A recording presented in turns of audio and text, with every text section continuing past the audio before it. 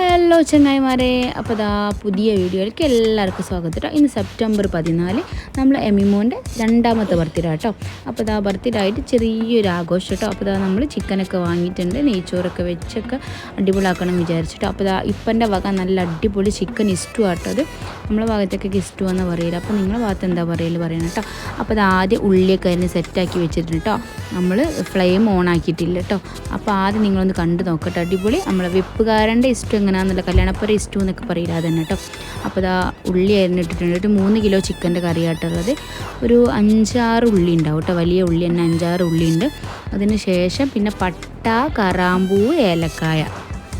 അപ്പോൾ ഇതിന് കറക്റ്റ് നിങ്ങൾക്ക് ക്വാണ്ടിറ്റി അറിയണമെങ്കിൽ എനിക്ക് കമൻറ്റ് ബോക്സിൽ മെസ്സേജ് അയച്ചാൽ മതി, ഞാൻ അപ്പനോട് ചോദിച്ചിട്ട് പറയട്ടോ. ഇപ്പോൾ കുക്ക് ആയതുകൊണ്ട് ഇപ്പൊക്ക് കറക്റ്റ് അറിയോട് ഞാൻ വീഡിയോ എടുക്കാൻ മാത്രം വേണ്ടി വന്നതാട്ടോ. ഇപ്പൻ്റെ സ്പെഷ്യൽ എല്ലാ പരിപാടിയും കാര്യം ഉണ്ടാകുമ്പോൾ ഇപ്പാണ് കേട്ടോ. ഇവിടെ ചോറ്, അതായത് നെയ്ച്ചോറായാലും ഇഷ്ടമായാലും കടായി ആയാലും എല്ലാ സംഭവവും വെക്കൽ. അതുകൊണ്ട് നമുക്ക് കറക്റ്റ് കാര്യങ്ങളൊന്നും അറിയില്ല, നമ്മളിങ്ങനെ വെറും നോക്കുകുത്തികളെ പോലെ നിൽക്കലാട്ടോ. അങ്ങനെതാ ഇപ്പം ഇങ്ങനെ എന്തെങ്കിലുമൊക്കെ സഹായിച്ചെടുക്കും. പിന്നെ ഒരു കാര്യം പറയാം, ഞാനൊരു കാര്യത്തിൽ നല്ല എന്താ പറയുക ഭാഗ്യവതിയാട്ടോ. എൻ്റെ 2 ഇപ്പന്മാരും, അതായത് എൻ്റെ ഉപ്പയും സാലിക്കാൻ്റെ ഉപ്പ കുക്കാണ് കേട്ടോ. അതായത് വെപ്പുകാർ കല്യാണപ്പുരയിലൊക്കെ ചോറ് വെക്കുന്ന ആൾക്കാർ, വെപ്പുകാർ എല്ലാ ഐറ്റംസും അവർക്ക് ഉണ്ടാക്കാൻ അറിയാം കേട്ടോ. അതുകൊണ്ട് എന്താ ശനി ഞായറും നമുക്ക് കല്യാണപ്പുരയിൽ പോയി കഴിക്കേണ്ട ആവശ്യമില്ല, നമുക്ക് പൂതി വരുമ്പോഴൊക്കെ അവർ എല്ലാ ഐറ്റംസും ഉണ്ടാക്കി തരും കേട്ടോ. അതിന് ശേഷം കുറച്ച് പച്ച വെളിച്ചെണ്ണ ഒഴിച്ചിട്ടുണ്ട്. പിന്നെ അത് ഇഞ്ചി വെളുത്തുള്ളി പേസ്റ്റാണ് കേട്ടോ, അത് നന്നായി അടിച്ചിട്ടുണ്ട് കേട്ടോ. ഒക്കെ നമ്മൾ അടിച്ച് സഹായിച്ചു കൊടുത്താൽ മതി, ഉണ്ടാക്കലൊക്കെ ഉപ്പാക്കിക്കോളും. പിന്നെ ഇതാ കുറച്ച് ഉപ്പ് കേട്ടോ, അത് കൈ കണക്കാണ് ഇപ്പൻ്റെ അത്. അപ്പോൾ ഇനി നിങ്ങൾക്ക് ഇത് ഉണ്ടാക്കണം താല്പര്യമുള്ളവർ എനിക്ക് കമൻറ്റ് ചെയ്യാം കേട്ടോ. പിന്നെ ഇതാ കുറച്ച് പിന്നെന്താ വേണ്ടത് വെച്ചിട്ടുണ്ടെങ്കിൽ പച്ചമുളക്, അത് മിക്സിയിൽ അടിച്ച് വെച്ചിട്ടുണ്ട് ജാറിലുമ്മ. അപ്പോൾ അതാട്ടെ ഇനി ഇടേണ്ടത്. അപ്പോൾ അതെടുക്കാൻ വേണ്ടി ഞാൻ പോയിട്ടുണ്ട് കേട്ടോ. അങ്ങനെ എന്താ ജാറിൽ അങ്ങനെ തന്നെ ഉണ്ട്. അപ്പോൾ പച്ചമുളക്, അതായത് എരിവുള്ള പച്ചമുളക് ആട്ടെ വേണ്ടത്. ഇതിൽ മുളകും പൊടി ഒന്നും ഇടൂല കേട്ടോ. അപ്പോൾ അതും ഇട്ടിട്ടുണ്ട്. അങ്ങനെ പച്ചമുളകൊക്കെ ഇട്ടതിന് ശേഷം കുറച്ച് എന്താ പറയുക ഉലുവയിട്ട് നിപ്പൻ്റെ ആ കുഴ ആട്ടോ കാണാനുള്ളത്. നമ്മളെ കല്യാണപ്പുരയിലൊക്കെ കുഴ നമ്മളൊക്കെ കുഴച്ചിട്ടുണ്ടെങ്കിൽ കൈ പൊഹഞ്ഞ് പണിയാം. അങ്ങനെ അത് അടിപൊളി കുഴയും കഴിഞ്ഞ്, കാരണം അങ്ങനെ അപ്പോഴാണ് ആ ഒരു ടേസ്റ്റ് വരുത്തിട്ടോ. ഈ കുഴയിൽ ഉള്ളിയൊക്കെ ഒന്നും താളിക്കേണ്ട ആവശ്യമില്ല, നല്ല അടിപൊളിയായിട്ട് ഇങ്ങനെ കുഴച്ച് മിക്സാക്കി അങ്ങോട്ട് വെക്കട്ടോ.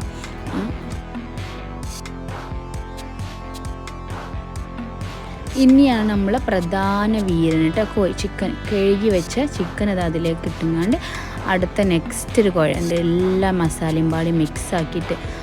സത്യത്തിൽ നമ്മളൊക്കെ കുഴച്ചിട്ടുണ്ടെങ്കിൽ കൈ പൊഹഞ്ഞു പണിയും, കാരണം പച്ചമുളക് നല്ല സ്ട്രോങ് ഉണ്ട്, നല്ല പച്ചമുളകിൻ്റെ പച്ചമണം, അതായത് നല്ല സ്മെല്ല് മൂക്കിലേക്ക് ഇങ്ങനെ അടിച്ച് കയറുന്നുണ്ട് കേട്ടോ.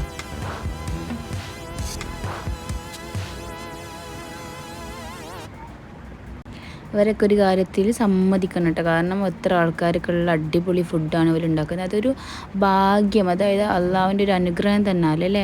കാരണം നല്ല അടിപൊളിയായിട്ട് ഫുഡ് ഉണ്ടാക്കാൻ പറ്റുന്നുള്ള മനസ്സിനെ, അതായത് കഴിക്കുന്നവരെ മനസ്സിനെ സന്തോഷിപ്പിക്കാൻ നിൽക്കുള്ളത്. അങ്ങനെ കുറച്ച് വെള്ളം ഒഴിച്ചിട്ടോ. ഇനിയാണ് നമ്മൾ ഫ്ലെയിം ഓണാക്കാൻ പോകുന്നത് കേട്ടോ. ഫ്ലെയിം ഓണാക്കിയിട്ട് ഇതൊന്ന് തിളയ്ക്കണം.